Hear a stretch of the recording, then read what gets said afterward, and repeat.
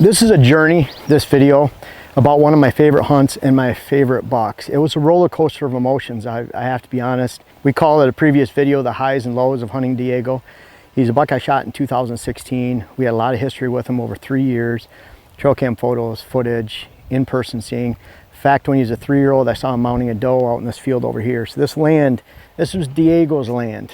And I'm gonna bring you some clips here and several videos in one that really shares this story and this journey, and I hope you guys appreciate it. And this is the emotional side of hunting.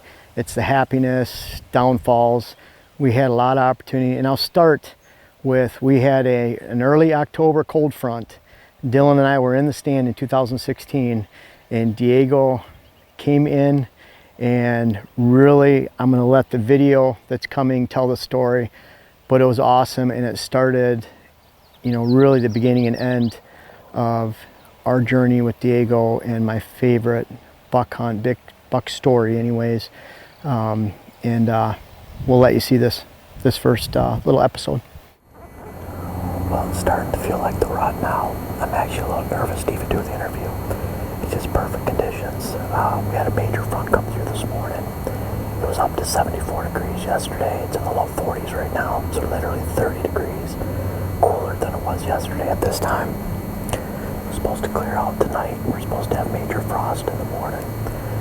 So aside from a few more leaves being on the trees, it feels like the rut. I mean, we're only 10 days away from the pre-rut.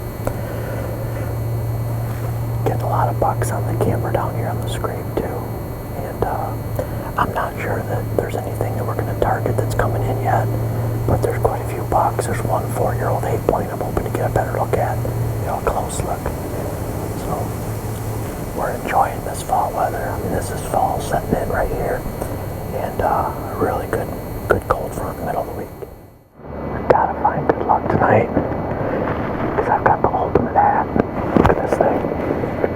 I feel fortunate to wear all this cool gear, but I'll tell you what, this hat is awesome.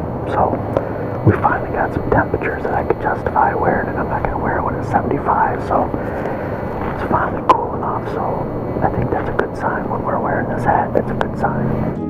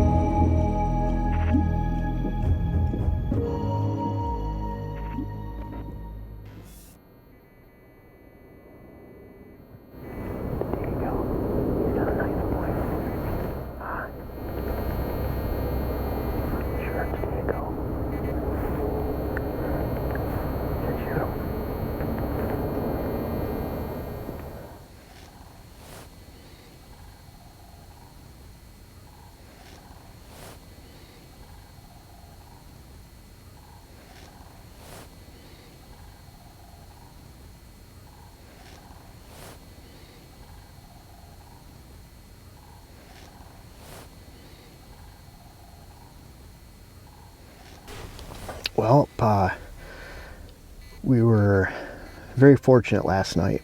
Had a run-in with a 5-year-old buck, Diego. And he was one that was on our hit list. He's 5 years old. We've had 3 years of pictures of him. And he came in a little bit low light, but he walked by 10 yards in front of the stand, and I passed him up. I think Dylan's probably wondering why I passed him up, and maybe I'll regret that later in the year, but I feel truly blessed to have spent time in the stand watching Diego. In fact, I got to watch him with the binoculars for over a half hour after he passed. So he made a scrape, he made more rubs and scrapes going down the hill. So very good opportunity to spend some time watching one of the local giants. I don't feel he's in the top 10%. We hunt in an area where there are some 6-year-olds out there, some other 5-year-olds, a few 4-year-olds. I mean, it's not like we have 10 of them, but we have a handful. In between the two properties that we hunt, there's opportunity to run into one of those true giants, one of the really big bucks, and Diego's a big one. 2-3 weeks from now, I'd be happy to end my season with him right now, but it was October 12th. The season's young, and we have a lot of seat time that we can put in, and so part of that, you know, watching him, watching his movements, felt truly blessed. You know, when I finally passed him up, I kind of, you know, was indecisive the whole time, which usually means it's good reason to pass him up. Set my bow down and closed my eyes and said thanks to God for the opportunity to be out in the woods and even just see that buck. So, you know, all in all, didn't shoot anything, but, you know, one of my best hunts ever. And to spend time watching a true 5-year-old buck that we have the history with. And I have a feeling we'll run into him again. And if not, then, you know, great to see him. You know, one of the things when we were walking out, we were walking through the pasture and down, you know, several hundred yards from where we saw Diego. And I told Dylan, we looked up on a little hump, a little knoll out in the pasture, and I first saw Diego 3 hunting seasons ago mounting a doe as I was walking out kind of against the starlight, and it was kind of cool. So it brought back memories, and, you know, start thinking about the pictures of them. And, you know, you get to know these deer, you kind of get to know their personalities. He happened to be in an area last night where we hadn't seen him before, but he's part of the same area. I believe it's because we shot a 5-6-year-old buck out of there last year. I think Diego slotted into that spot. He's expanded his territory around there, and I think he's really slotted in there, so we'll probably see him again. But the cold front was awesome. It was a pinpoint. You know, we were out in that cold front. We happened to pull the trail cameras, and last Saturday he was out in shooting light in that same exact spot making a scrape. So, and that was a cold front. Cold front on Saturday. We had a cold front during the middle of the week. We actually pushed off the stand use. So we hunted this morning on another property. They've been doing a lot of logging next door for 3 or 4 months. Really relocated the deer herd. And so a lot of people think, well, we'll do some logging, and, you know, if you're out there for a week or two cutting wood and firewood, the deer will come back. You know, they come back right away. But when you're displacing them for 3 or 4 months, I'm not sure. You know, it's October 13th today. I'm not sure they'll even recover by the rut. I think next year they'll start moving back into normal, but it's pretty slow on the property. So the tale of 2 properties. We're seeing great bucks on the one. The other buck's real slow morning. We're actually going back to the other one, hunting different level tonight. And so that's what we'll do a lot of times, is skip back and forth between properties, but also hunt levels. 300 feet in elevation difference between the top and the bottom. We were hunting one elevation last night. We'll hunt a different one tonight, different entrance, exit, and we'll see what's there. Might even get to see Diego again in better lighting. As you can see in the footage was a little bit low light, but plenty of light to shoot him, and also get to observe them for a long time. And I can tell you those 5-year-olds are steady movements, they're calculated movements, they're slow, they're determined. The attitude that they have is just awesome, and that's part of the experience. We had a great experience last night, and you know, I still have a tag. So we get to hunt more and possibly experience a lot of other cool things. Now, it's pretty cool. You know, Diego was one of the older bucks in the area. We got a chance to see him. We had a great hunt. It was predictable. It was a cold front, and we have 3 lanes that we hunt on. So I kind of wanted to see just what else was out there. You know, he was a great buck to take, but as the season progressed, and as it got closer to early November, as we got some more pictures of Diego, some more video, and after that encounter, it's almost like when you're up close and personal with a mature buck like that, you have a little connection. You know, that we're really have an appreciation for that buck, have an appreciation for all these animals. But when he was living around here for that amount of time, it was just something that I really look forward to seeing him the next time in the stand, and check out what happened when the story unfolds. This is where really we talk about the highs and lows of, you know, a favorite buck story and that connection you end up having with them. I wish we would have had a better outcome, but check out what happened. Shooter.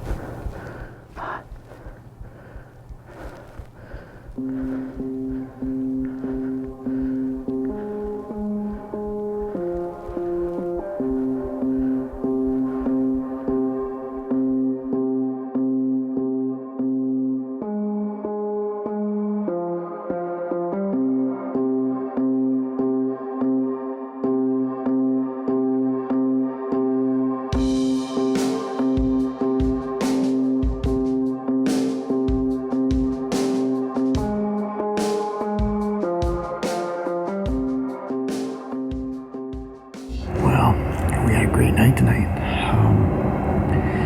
You know, we're right on the verge of everything just kind of blowing up. And, you know, one of those times where every stick, every leaf moving in the woods, you just have to wonder. But we had 5-year-old Diego walk by tonight, and I'll be honest, you know, he's a big buck, and he was just out of range, within range, just a little too brushy, had a couple openings, but wasn't sure, so, you know, better not to shoot, and really cool to watch him go by, so kind of special to always see him. He's 5, so anytime you get to watch a buck like that, it's cool. But I kind of have high hopes for tomorrow. Clouds cleared out, high pressure moved in, and it's supposed to be warming up, but we get one more cool morning tomorrow. And that morning is what I've had my sights on for a little while, so that tonight and tomorrow. So we're going to be back in the stand tomorrow morning. We're hunting some cool conditions. It's pre-rut. I bet you there's some does coming in already. They're already in estrus. We're going to be locked down here pretty soon. It's kind of like early season. All of a sudden it's, you know, they're almost locked down and it's almost peak rut. So we'll be back at it in the morning. Can't wait.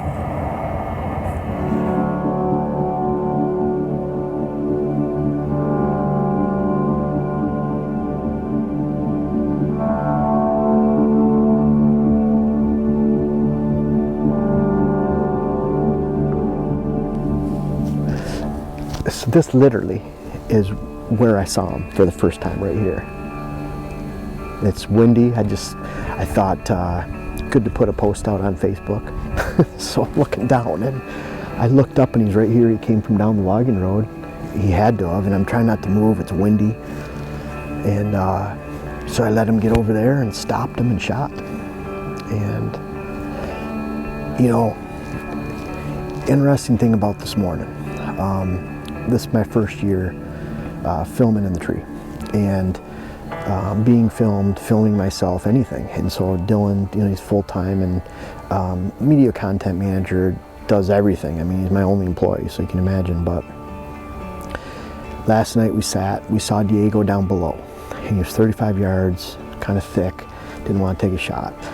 So I talked about before we went out last night, these are 30-40% sits, I call them, meaning that there's a 34% chance we're going to shoot a mature buck. Last night we were really close, and I told Dylan last night, you know, this is those 2 sits with the weather and the little cold front. This was 11 degrees, 12 degrees colder than yesterday. This is an important sit. Dylan's supposed to meet me at 5:30 this morning at the house. No Dylan. We were supposed to get ready and start walking in at 10:02. No Dylan. Text him. No Dylan. Called. No Dylan. By then it was 6:30 and I was about 100 yards from the stand. It took me about 35 minutes to get to that point, sweating like crazy, slowed down. I was in a little hole where I could get my phone out and not scare anything with the light, and no texts or anything, no calls. And so I was literally at that point, I was getting worried. And so I got a hold of my wife, and she got a hold of Dylan's fiance, and you know, it's happened to us all. And this is the first time Dylan's been working with me since May. This is the first time he slept in. And of all the mornings, I feel bad, I think, because I know he feels terrible.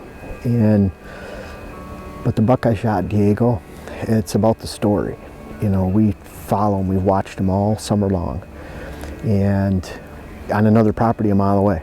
And he comes in here, this is his home during the fall, which is something I try to practice and preach and teach to my clients and readers and viewers. And so we don't have another good morning to sit for 5 days. This was the morning to sit, you know, for right now.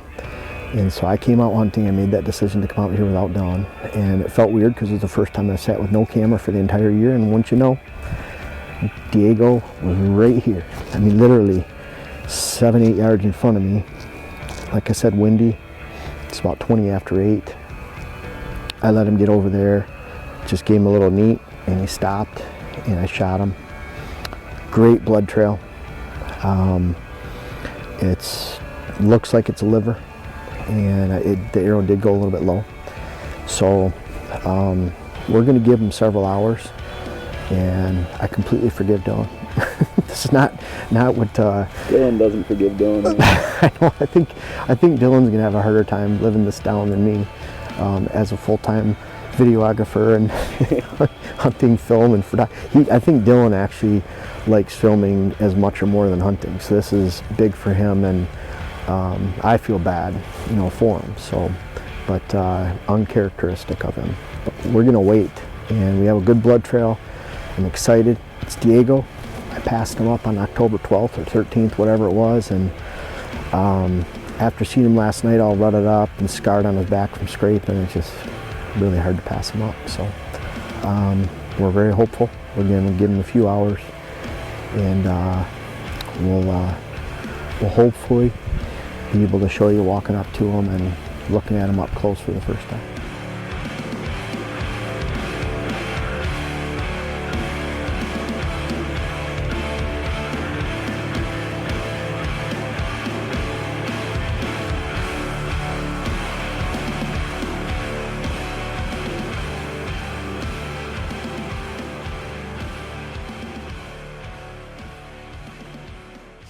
Well, it's been about 24 hours since I shot him.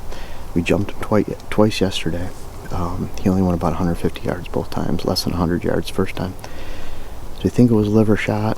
The second time we jumped him was 6 hours later. We were able to observe him for a while, a couple hundred yards going towards this bedding area we're going into right now. It's a pretty open bedding area. It's down in the middle of a draw, so if he's in there and he's mortally hit, he should be in there.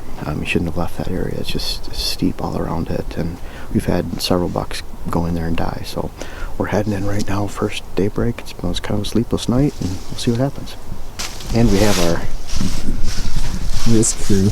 And we have our small tracking army too. You guys think? We should find it. Let's go do it.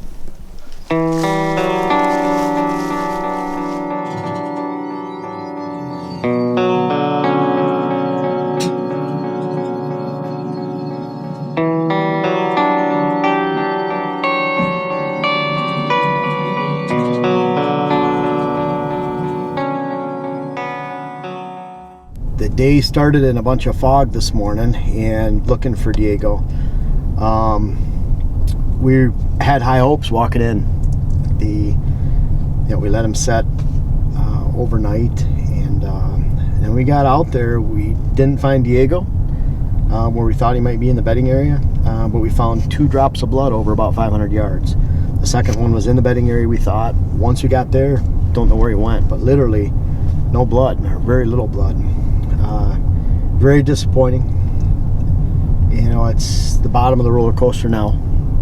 We've had a couple highs and lows. We really thought we'd get him. Questioning where the shot is now at this point, and it's really down to think about it. The Diego went on to the neighbors. We were able to secure permission. The neighbors are great in allowing us to do that. I was real happy they did that. Maybe we'll be able to look tomorrow. They're hunting tonight, so it's not like we want to take a dog and go all over the place. They have some important hunts they have to do, and that's just the way hunting goes. He didn't stay on the property. It's, maybe we'll be able to look around. They did say that they'd look for him tomorrow, so they can keep an eye out for him, and they'll get into some other areas that probably we didn't, just walk into their stands and back. So I haven't given up all hope, but to be honest, there's not much left, and this is how the roller coasters go sometime, and it's fortunate we don't have to go through this very often, but I'm hoping for better news tomorrow. We are headed to go take a look at Diego up close. The neighbors found him, and we have had such a roller coaster from Illinois last week, and we'll bring that part of that story to you. And the last couple days of thinking we had Diego and the shot was decent, and then jumping him twice, going back the next morning, getting permission to track him, and then not finding him, and just really discouraged. And the neighbors said they keep an eye out. This morning on the way to the stand, they smelled him and they found him. I'm afraid a large portion of the meat will be wasted, which is horrible. But at the same time, the roller coaster continues. If they found him, that is great news to know what happened to him, and we're going to go look at him right now. 。 . 。 . 。 . . . . . . . . . . . . . . . . . . . . . . . . . . . . . . . . . . . . . . . . . . . . . . . . . . . . .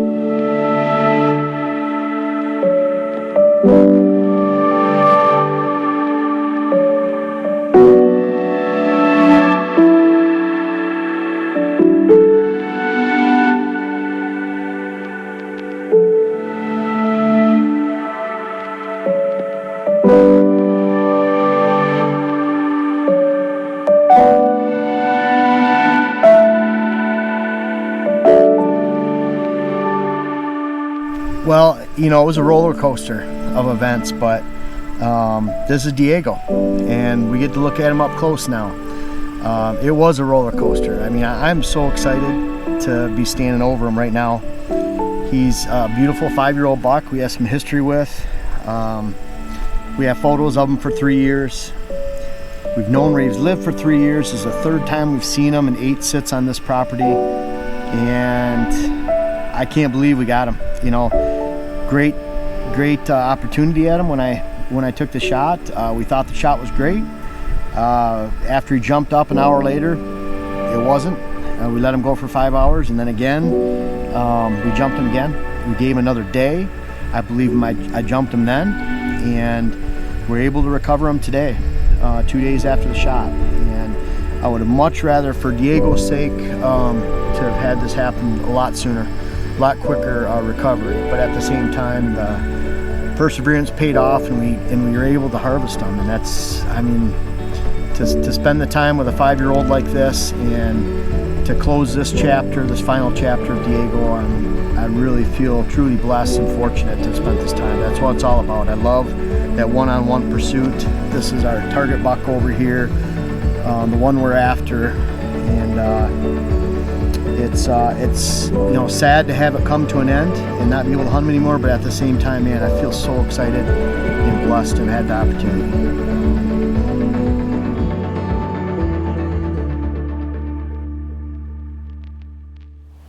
Now, after all that took place with Diego, those day and a half, couple days, the loss of sleep at night, the highs and lows, heck, even not having Dylan in the stand with me. Now it's been a few years later, and it never bothered me that that happened. You know, it's just part of the highs and lows. It's part of the story. And you know, to have Diane out there in the woods with me, Dylan looking for him, and really working hard with him. Having the neighbors helped out, who ended up being great guys. You know, really going through that whole process. It was time to end the season, and after the season was over, to sit down right back here behind this cottonwood and really have a reflection about Diego and what he meant to this land and to my hunting memories that'll last a lifetime. Well, the season of 2016 was interesting around here because we started the season anticipating and watching during the summertime and before the season even began a really nice buck that we named Diego.